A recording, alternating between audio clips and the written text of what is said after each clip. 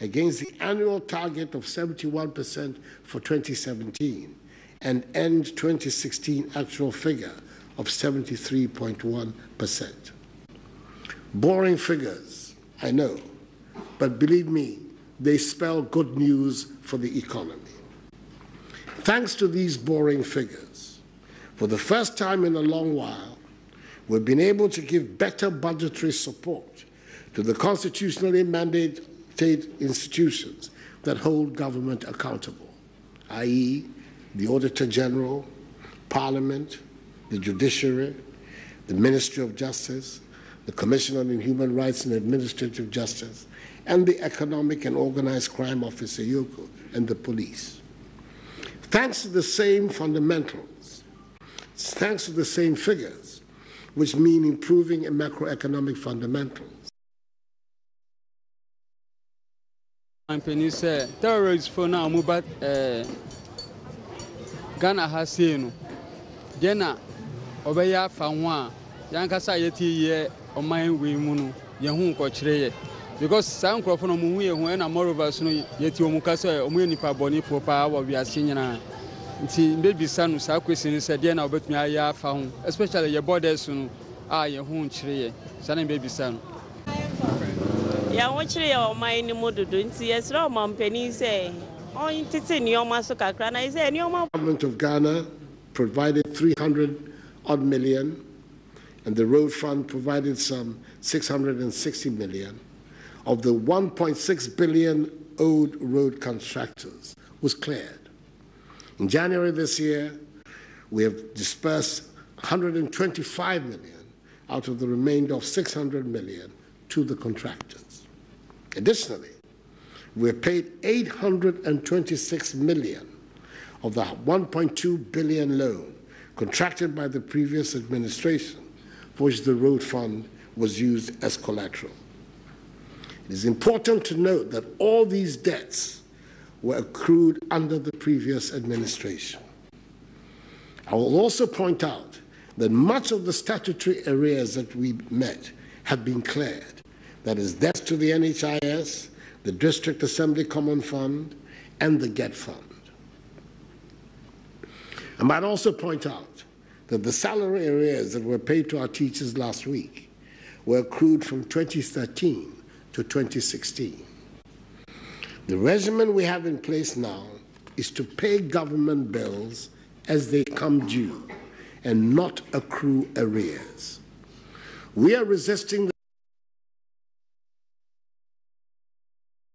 my doing yes, Roman Penny say, oh, it's in your massacre, and I say, your my boy, yeah, who so?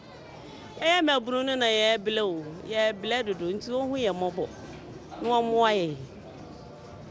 Or from Anchor to someone. Now, babies on my pain there. You see, there was a fan I had a phone crummy. My pain by the way I found. Because he said, Ghana to the insecurity. Uganda was your skills and conform to my money. In a second. Then go for a crew watch it train. Still doesn't mean they will have a break. Change them, will be break. Because we go dangerous. On blast bus, what can I be? And anytime I wear confident, we be now, don't be sure no blast. Jim, it's all I'm paying you 2 steps, not the man in your papa. I don't Ghana as 2 days prepare a book collapse. I never buy some sector to grow quickly and to encourage our young people to look for opportunities in areas other than the public sector. The solution to the unemployment crisis lies with small and medium-sized enterprises that employ 3, 7, 15, and 50 people, and also with large-scale industrial enterprises that employ 50 people in their hundreds and thousands. We're concentrating our efforts to grow the SME sector. Under the National Entrepreneurship and Innovation Plan, with the seed of fund of $10 billion, 5 modules are being implemented, targeted at helping young people who want to set up businesses. It is no secret that our private sector often lacks the expertise that would enable it to operate competitively. Practical help is being offered to SMCs by way of advisory services, access to finance, and access to market. We've set ourselves 5 main priority areas which we believe should rapidly transform our country and its economy: agriculture, energy, industry, education, and health. Reports indicate that the Planting for Food and Jobs campaign, which registered over 200,000 farmers in the 2017 crop season, has been a big success. I'm particularly excited about the institutional sub-programs where 20 senior technical high schools, National Service Scheme, and the prison services were supported to cultivate their own farms. Under the Youth in Agriculture program of Planting for Food and Jobs, 10,000 youth were supported to cultivate 800 hectares and 10,320 hectares of rice and maize, respectively.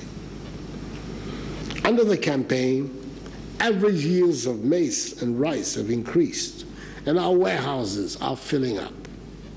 Whilst the full picture of this success is yet to emerge, it is noteworthy that many farmers have expressed their satisfaction that for the first time in a long while, a deliberate government policy has helped to boost their harvest. We are doing things differently, and we're getting results. Ladies and gentlemen, I don't want anybody to get the idea that doing things differently is easy or popular, nor always get immediate results.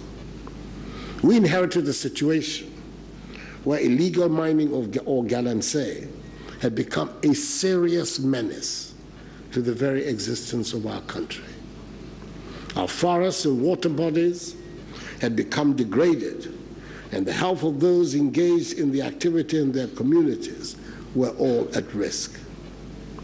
Let me state here again my gratitude to the media for the support they're giving in the campaign we're undertaking against galamsey. This is not a short-term campaign, and we need everybody's support to make a success of it. As I've said a few times, since the Almighty blessed us with precious minerals, there has always been and will always be mining in our country. We are not against mining, but we cannot accept mining in a manner that risks destroying our country. The reforestation program that we have started should help to regenerate our forest cover and water bodies, and hopefully provide an attractive alternative employment to galamsey. On this subject, all of us, and not just government, have to do things differently. In the energy sector, we brought stability in the place of the erratic power situation that we inherited, which we all called Dumso. Adequate power supply is critical to the operation and success of industry, especially small and medium-scale enterprises, which provide the bulk of employment. Not only is regular supply important, but competitive rates of power are equally important. Tariff rates for non-residential users of electricity, which embrace most SMCs, have been reduced by an average of 14% to boost their competitiveness. Furthermore, an industrial development tariff has been approved for industry to enhance its competitiveness. A new rate of US $6.50 cents per million British thermal units, MMBTU, as against the previous rate of US $8.84 cents per million British thermal units, has been approved, established, a 26.5% reduction. In addition, a review of 24 power purchase agreements, which has led to the termination of 11 power deals and the rescheduling of 8 others, has enabled us to save the government treasury about $7 billion in excess capacity charges over a 13-year contract period. We also issued 7-year and 10-year CD-denominated bonds, totaling 4.7 billion CDs, which have halved the 2.4 billion energy debt we inherited and have helped improve the liquidity of the banks and the balance sheets of the SOEs in the energy sector. This year, we will consolidate these gains and ensure the flow of regular, affordable power to support the economic development of our country. Efficient management will always yield positive results. Once the Zongo Development Fund and these developmental authorities are put into place, and this is imminent, we shall see an acceleration in the pace of developmental activity and the provision of essential social services to communities around our country in a manner that answers to the real needs of the people. Work on the creation of new regions is progressing, and the constitutionally sanctioned Commission of Inquiry, under the chairmanship of a respected retired senior judge, Mr. Justice S.A. Broby, has started the public hearings. I encourage all to bring their ideas to enrich the process. Some 38 new districts have been created, and with it, the inevitable arguments about where the capitals should be sited.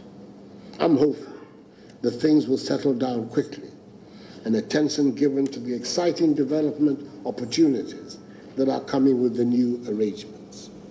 Work is also progressing to make a reality of our manifesto promise that we will elect district, municipal, and metropolitan chief executives. Having signed on January 2nd the Act for the Establishment of the Special Prosecutor, Act 959, I have appointed Mr. Martin Amidou as the first person to hold that position. I'm well aware of the general sense of anxiety in the country and the strong feeling that politicians tend to get away with corrupt practices. A significant choice, though that Mr. Amidou is, I do not expect that he will provide all the answers, will deal with the phenomenon of corruption by public officials. But I do believe that at the least, the office will remove the fear of partisan prosecution and begin to put the fear of God in all public officials who are intending to go down the path of corruption.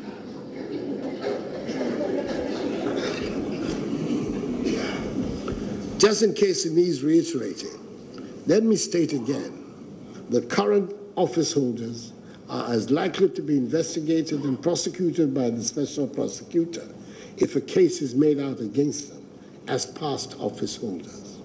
At all times, the rule of law must be adhered to. This leads me to how we are dealing with allegations of corruption against current appointees. I've made it publicly known that anyone who has information about acts of corruption against any of my appointees should bring it forward and should be prepared to back it up with evidence.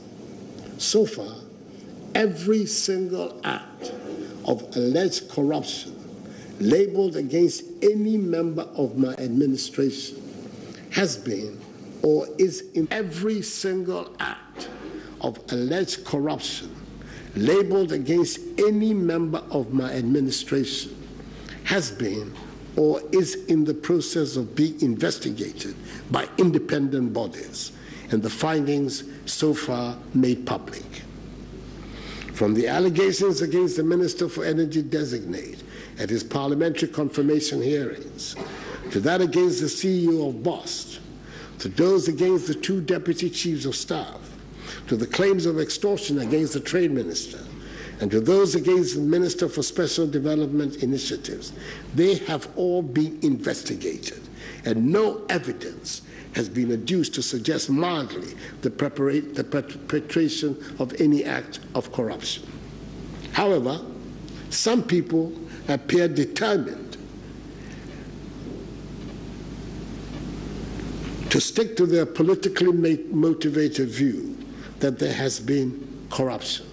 This surely is not a helpful practice. It is important to note that in this, my first year of office, 2 separate bipartisan probes in Parliament have been established to inquire into allegations of corruption, as against 0 in the Mahama years, despite the persistent calls by the then minority. I have a greater interest in my appointees not being corrupt than any critic could possibly have. Try me. Produce the evidence to back the allegation and see what the reaction will be. But I think it is also worth pointing out that we should be careful about the new trend that appears to be emerging, whereby any allegation, no matter how spurious, quickly gains the character of, quote, a scandal or, quote, an act of corruption, even when it is shot down. Ladies and gentlemen of the media, I should not omit from this accounting the disgraceful behavior of some members of my party, the New Patriotic Party, which has become known as vigilantism. I believe there is no longer any argument that criminal behavior wears no political colors and is solely to be dealt with by the police. I pray that we have seen the last of it. We're continuously working to ensure that it does not recur, that we uphold the rule of law. Members of the media, free senior high school is now a reality. The first batch of students to be enrolled under the scheme has finished 1 term and gone back to school after the Christmas break. If it has taken the introduction of free SHS to encourage media and other commentators to find the many problems that bedevil our schools, I simply take it as one more reason to cheer the free SHS. We shall work systematically to solve the problems, not just of the senior high schools, but from the kindergartens to the junior high schools as well. We should put greater emphasis on technical, agricultural, and vocational training and skills training in general. We have no choice but to educate and train our workforce to match the needs of the modern economy of the 21st century.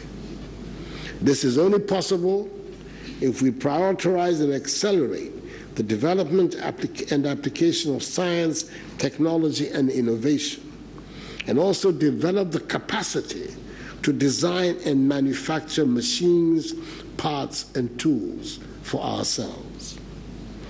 The 2 ministries of education and environment, science, technology, and innovation are working together to step up the development and application of appropriate technologies to solve the variety of problems that confront us at this stage of our country's development. This is to be supported with a national strategy to promote science, technology, engineering, and mathematics STEM education throughout our educational system and stimulate the interest of our pupils and students, especially girls, in science, technology, and innovation. I'm still working to achieve gender parity, or at least reach the percentage promised in the MPP manifesto. In the meantime, I wish to encourage all to support the He for She campaign to help us achieve the UN Sustainable Development Goal number 5. After a year in office, it would be fair to ask what frustrations and regrets, if any, that I have. My answer would be, I wish we had been able to do certain things much faster and the entire government machinery move more quickly, because as I said, I'm in a hurry. For those who continue to be obsessed by the size of my government, let me, with due deference to the chairperson of the economic management team, my brilliant vice president, cite from his speech 2 days ago at Lagos at the opening of the New Year's school. And I quote, "The question that we should ask is how can you inherit a budget deficit of 9.3% of GDP, proceed to reduce taxes, bring down inflation, bring down interest rates, increase economic growth from 3.6% to 7.9%, increase your international reserves, maintain relative exchange rate stability, reduce the debt to GDP ratio and the rate of debt accumulation, pay almost half of arrears inherited, stay current on obligations to statutory funds, restore teacher and nursing training allowances, double the capitation grant, implement free senior high school education, and yet still be able to reduce the fiscal deficit from 9.3% to an estimated 5.6% of GDP. Quite simple. This is a remarkable achievement, and this is what we mean by competent economic management," unquote.